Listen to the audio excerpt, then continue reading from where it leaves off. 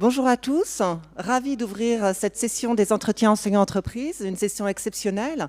Ravi de se retrouver, il faut vraiment qu'on vive 2 jours comme si on était vraiment tous ensemble dans notre salon. Vous verrez l'organisation et la convivialité des échanges. Chaque année, vous le savez, toute une équipe de professeurs s'est mobilisée tout l'été pour préparer les échanges, les regards croisés. Donc voilà, on espère que cette session qui va porter sur quels nouveaux défis pour les entreprises, des entrepreneurs aux organisations, débats et enjeux, va répondre à vos attentes. Alors, je ne vais pas prendre la parole longtemps, mais vous donner quand même quelques chiffres qui montrent l'intérêt suscité par cette thématique dans le contexte actuel en plus. Il y a plus de 700 collègues qui sont inscrits et toutes les académies sont représentées. Et au-delà, l'Outre-mer, Nouvelle-Calédonie, Polynésie française, Martinique et une vingtaine de lycées français à l'étranger, notamment des collègues qui enseignent dans les lycées à l'AEF. Donc c'est dire le plaisir qui est le mien d'ouvrir ces 2 jours, de vous inviter à suivre les échanges en direct, à poser vos questions. Vous allez voir, un numéro va s'afficher. Et de temps en temps, vous verrez également des petites capsules vidéo qui nous permettent d'avoir des paroles d'intervenants qui vont aussi s'ajouter au programme que vous avez en main. Voilà, sans plus tarder, je vais laisser la parole à Christophe Léavial, doyen du groupe de sciences économiques et sociales, et je le remercie d'être avec nous et de pouvoir véritablement lancer cette session. Merci. Merci à toi, Béatrice. Puis j'ai le privilège d'avoir le fauteuil, je ne sais pas s'il est présidentiel, en tout cas, il est très confortable. Mesdames, Messieurs, chers collègues, chère Béatrice, j'ai donc ce privilège, ce grand honneur d'ouvrir ces entretiens enseignants-entreprises 2021. Alors je suis particulièrement heureux de le faire, vous l'imaginez, après que l'édition de l'an passé a dû être annulée pour les raisons que vous connaissez. Et même si c'est encore aujourd'hui dans des conditions bien particulières et sous emprise pandémique que nous nous réunissons, alors à quelques-uns ici, mais tu viens de l'évoquer, à distance pour la plupart et finalement très nombreux. Donc finalement cet événement nous a permis d'élargir peut-être encore le cercle de ceux qui peuvent participer au moins à distance aux entretiens. Alors je vais être très bref dans mon propos, même si ma nature est bavarde, tant cette allocution d'ouverture n'est évidemment pas l'essentiel de ce que nous attendons, de ce que vous attendez d'écouter. Alors je voudrais d'abord remercier toutes celles et tous ceux qui ont contribué à ce que ces entretiens puissent se tenir. Alors Béatrice Couéron, évidemment, en premier lieu, et son équipe à l'Institut de l'entreprise, tous les partenaires institutionnels de cet événement, les éminents membres du comité stratégique du programme enseignant-entreprise, je salue en particulier son président Patrick Artus qui est là et qui va intervenir à de nombreuses reprises dans ces 2 jours. Donc ces membres du comité stratégique qui imaginent la programmation voilà, d'année en année et qui nous permettent de réunir chaque année, ce sera encore le cas cette année, un plateau riche de personnalités et de regards différents. Les non moins éminents, j'en vois quelques-uns, membres du comité exécutif des entretiens enseignants-entreprises. En particulier, je salue les membres des corps d'inspection des différentes disciplines qui concourent à cet événement.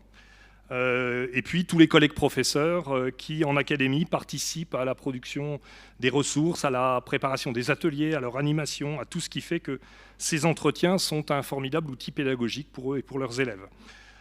Alors je voudrais à cet égard d'ailleurs rappeler et souligner l'importance pour les sciences économiques et sociales que je représente du partenariat enseignant-entreprise et de ce qu'il produit au-delà des entretiens en termes de ressources pédagogiques. Je pense par exemple au site Melchior, ressources qui viennent enrichir les outils d'accompagnement de nos programmes, à côté des ressources proposées par le site ministériel UDUSCOL et aux côtés d'autres ressources produites dans le cadre d'autres partenariats. Je pense à ceux avec le Collège de France, par exemple, ou encore avec l'ENS de Lyon, avec l'INSEE ou avec la Banque de France. Donc on a un panel de ressources et voilà, le site Melchior, les ressources produites par le programme enseignant-entreprise font partie de ces ressources d'appui particulièrement riches et nécessaires. Me réjouir aussi que ce partenariat, qui à l'origine concernait, il y a maintenant près de 20 ans, exclusivement les sciences économiques et sociales, ait su s'ouvrir à d'autres disciplines, nos cousins d'économie-gestion, évidemment, pour qui l'entreprise est à l'évidence un objet d'étude central et privilégié. Je vois ma collègue Christine Gobert-Macon dans les rangs, mais aussi nos confrères et consoeurs en SHS d'histoire-géographie, Et puis, last but not least, comme on dit dans les milieux autorisés, les sciences et technologies de la vie, de la santé et de la terre. Les vertus des regards disciplinaires croisés sur des objets d'études qu'ils peuvent avoir en commun n'est plus à démontrer. Les sciences économiques et sociales sont en elles-mêmes une discipline scolaire qui, vous le savez, conjugue et croise 3 regards disciplinaires, ceux des sciences économiques, de la sociologie, de la science politique. Et d'ailleurs, dans nos programmes, le chapitre sur l'entreprise est précisément un chapitre qualifié de regard croisé, où nous essayons d'illustrer pour les élèves la richesse d'une bonne interdisciplinarité sur des objets complexes comme l'est l'entreprise. C'est dire que les sciences économiques et sociales sont par essence ouvertes à l'apport savant des autres disciplines et soucieuses en retour que le regard qu'elles portent porte aussi largement que possible et bien au-delà de son seul champ disciplinaire. C'est dire aussi que nous sommes dans le même mouvement, attachés à ce que les regards disciplinaires soient aussi confrontés, enrichis, questionnés par des regards peut-être moins académiques, moins scolaires, plus pragmatiques, moins théoriques, nourris d'une autre expérience et d'une autre forme de connaissance, les regards des femmes et des hommes de l'art, en l'occurrence des femmes et des hommes de l'entreprise.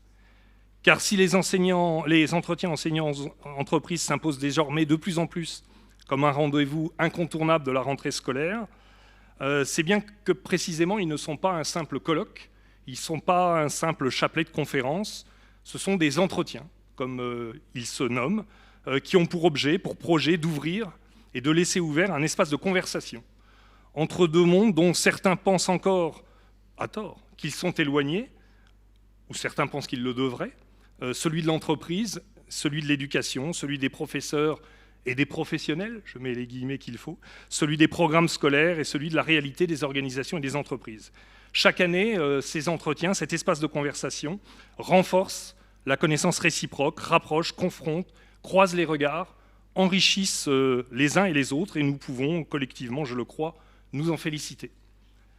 Un mot peut-être pour terminer sur le programme de cette année, que tu as évoqué rapidement dans son intitulé, Béatrice. Il a pour thème, tu le rappelais, « Quels défis pour les entreprises ?»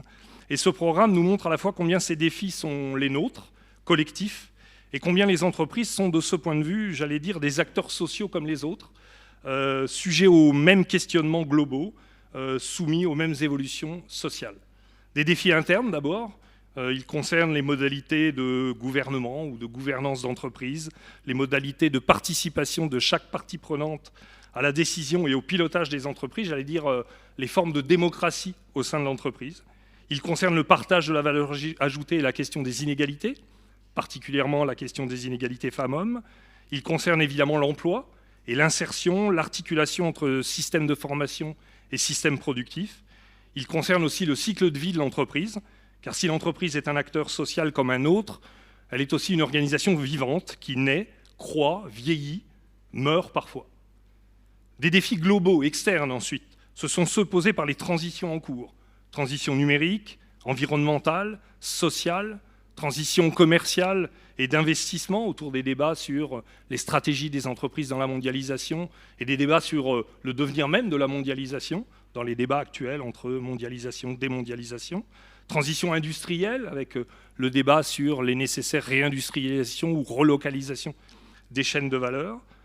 Toute transition qui nous rappelle que si la science économique s'est construite autour de la référence à l'équilibre, et si, comme l'écrivait Julien Gracq dans Le Rivage des Sirtes, vous voyez, j'ai mes lettres, comme l'écrivait Julien Gracq, le rassurant de l'équilibre, c'est que rien ne bouge.